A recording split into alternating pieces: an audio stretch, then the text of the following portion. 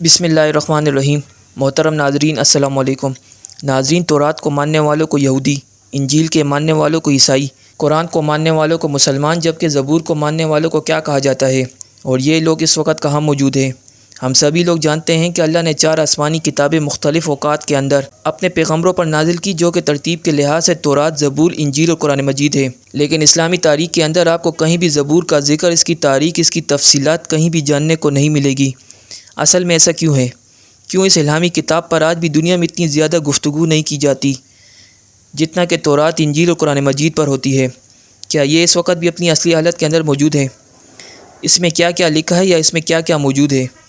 इन्हीं तमाम सवालात के जवाबात जानने की कोशिश करेंगे। वीडियो को आगे बढ़ाने से पहले आपसे गुजारिश है कि अगर आपने हमारे चैनल को सब्सक्राइब नहीं किया तो चैनल को सब्सक्राइब करना मत भूलिए और बेल के आइकन को लाजमी प्रेस करें ताकि हमारी हर नए आने वाली वीडियो का नोटिफिकेशन आपको मौसूल होती रहे। चलिए वीडियो को आगे बढ़ाते हैं।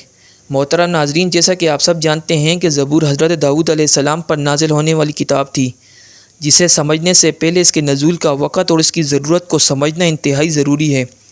फ़िरौन मिस्र की 400 साल की ग़ुलामी में रहते हुए बनी इसराइल कौम को आज़ाद करवाने के लिए अल्लाह ने इनके अंदर अपना पैगम्बर और रसूल हज़रत मूसा अलैहिस्सलाम को नाजिल किया, जिन पर तौरात यानी पहली मुकम्मल आसमानी किताब को नाजिल किया गया।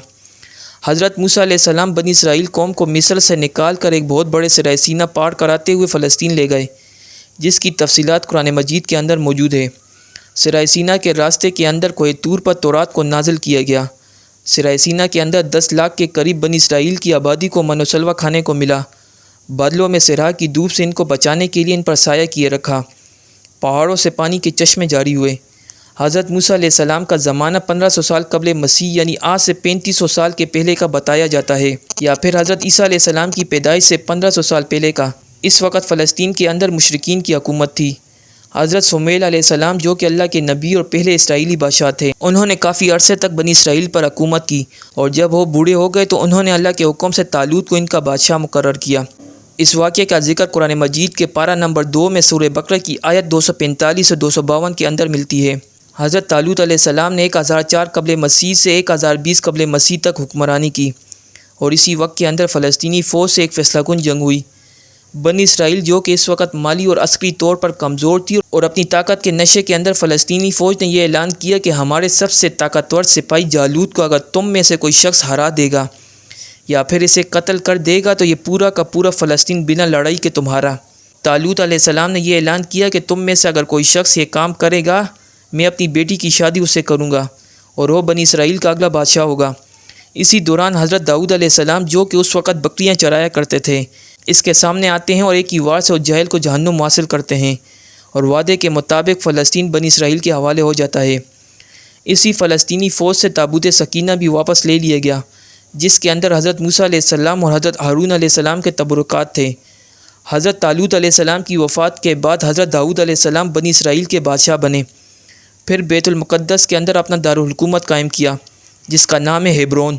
अब तक बनी इसराइल के अंदर शरीयत अल्लाह का कानून और तौरात ही था और हज़रत दाऊद अलैहिस्सलाम ने पहली बार बनी इसराइल कौम या फिर यहूदी कौम के लिए एक बाकायदा तौर पर एक इबादतगाह बनाने की शुरुआत की। इससे पहले यहूदियों के अंदर बाकायदा तौर पर किसी इबादतगाह के तौर पर तस्वर मौजूद ना था। यहाँ पर ताबूत सकीना को भी ला कर रखा गया और ये नाम इसलिए भी रखा गया क्योंकि ये काम हज़रत दाऊद अलैहिस्सलाम की ज़िंदगी के अंदर तामीर नहीं हो सका, बल्कि आपके बेटे और अगले पैगम्बर हज़रत सुलेमान अलैहिस्सलाम ने इसे तामीर किया, जिनके नाम की मुनासबत से हिकल सुलेमानी कहते हैं। अब क्योंकि बनी इसराइल के पास किताब भी थी, इबादत का तस्वर भी था, लिहाजा हज़रत दाऊद अलैहिस्सलाम की ज़िंदगी में ज़बूर नाजिल हुई, जिसका लफ्ज़ी मतलब है टुकड़ा।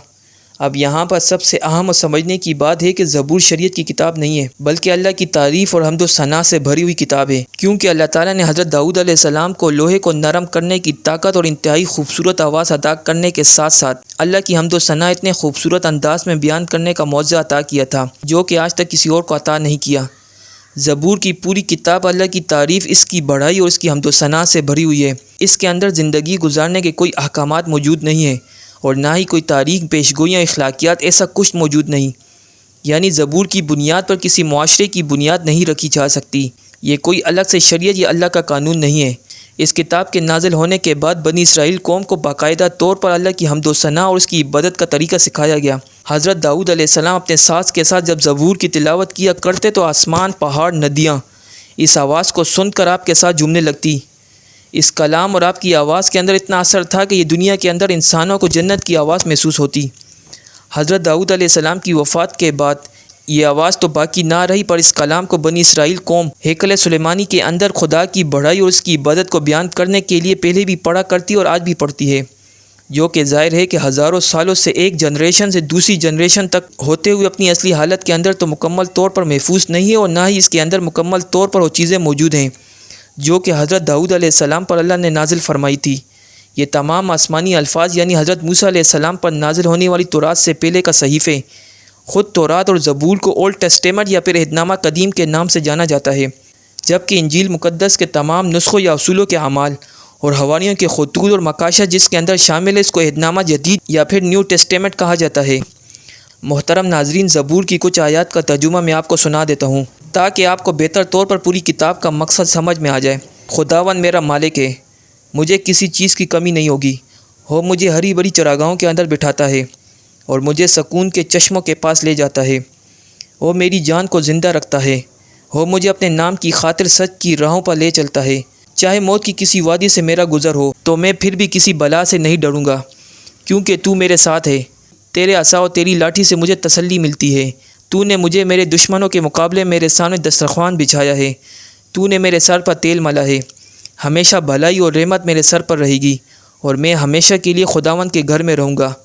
پوری زبور اسی طرح سے اللہ کی حمد و ثنا پر مشتمل ہے، اسی لیے زبور کو شریعت کے طور پر ماننے والا کوئی بھی شخص دنیا میں موجود نہیں، اور نہ ہی اس کا ذکر ایسے آسمانی کتابوں کے طور پر ملتا ہے جو کہ کسی ایک فرقے کا قانون ہو۔ جو کہ اللہ کی تعریف اور اس کی حمد و ثنا تو دنیا کا ہر ایک مذہب اور اس کا ہر ایک فرقہ کرتا ہے۔ یہ سب کی کامن زبان ہے جس پر کسی کو کوئی اعتراض نہیں۔ حضرت داؤد علیہ السلام اور حضرت سلیمان علیہ السلام کے بعد بنی اسرائیل قوم جادو ٹونے، سود خوری، ظلم و تورات کی آیات کو پیسے اور اپنے فائدے کے بدلے میں جب بدلنے لگی تو ان کی اصلاح کے لیے انہی میں سے ایک آخری پیغمبر حضرت عیسیٰ علیہ السلام بھیجے گئے، جن کی شریعت بھی تورات ہی تھی، اور ان پر جو کتاب انجیل مقدس نازل ہوئی اس کا موضوع تو تزکیہ نفس، اخلاق کی اصلاح اور حکمت کا بیان ہے، کیونکہ یہودی علماء کے اندر جتنا بھی بگاڑ موجود تھا وہ اخلاقی طور پر تھا، اسی لیے تورات کی باقی تمام شریعت کو بالکل ویسے رکھا گیا، لیکن انجیل کی صورت میں کچھ احکام اللہ نے نازل کر کے ان کی اصلاح کی کوشش کی، لیکن ان لوگوں نے حضرت عیسیٰ علیہ السلام کو بھی جھوٹا کہہ کر ان کا بھی انکار کیا۔ حضرت عیسیٰ علیہ السلام کی آمد آج سے تقریباً 2000 سال پہلے ہوئی تھی، اور اس کے بعد نبوت بنی اسرائیل کے اندر ختم ہو گئی، اور وہاں سے نبوت حضرت ابراہیم علیہ السلام کے دوسرے بیٹے حضرت اسماعیل علیہ السلام کی نسل کے اندر منتقل ہو گئی۔